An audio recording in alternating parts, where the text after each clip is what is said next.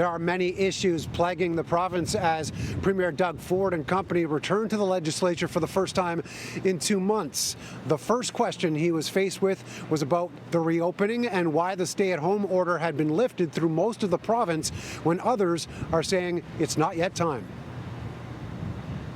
Getting back to business at Queen's Park, of course, means facing the fire. All things COVID at the top of the list, including questions about why the province has started loosening restrictions when medical experts say now isn't the time, with variants becoming an issue. Dr. Brown, the head of Ontario's COVID advisory table, said on Thursday, and I quote, "If public health measures are lifted, cases could rise dramatically."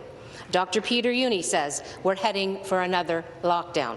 Dr. Michael Warner asks, are we trying to fail? My question to the Premier is, considering what his advisors are recommending, why is he deciding to reopen this province? We aren't reopening it, the province. We're transitioning.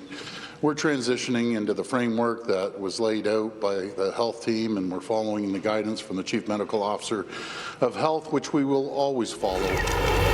While businesses in Toronto, Peel and York regions remain closed for now, all indications have been that those areas would be moving into the color-coded grey lockdown next week.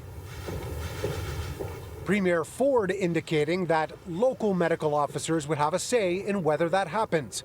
But the Health Minister, Christine Elliott, says not so fast. We're still looking on a case-by-case basis in all of those areas to see what their caseloads are, what variants of concern are operating in those areas. And so the full information will be coming in tonight, which will be reviewed by Dr. Williams and the Public Health Measures Table. Once Ontario's Chief Medical Officer reviews the latest data, he will be making recommendation to Premier Ford's cabinet to make the call. Dr. Barbara Yaffe, meanwhile, seems to want to have it both ways.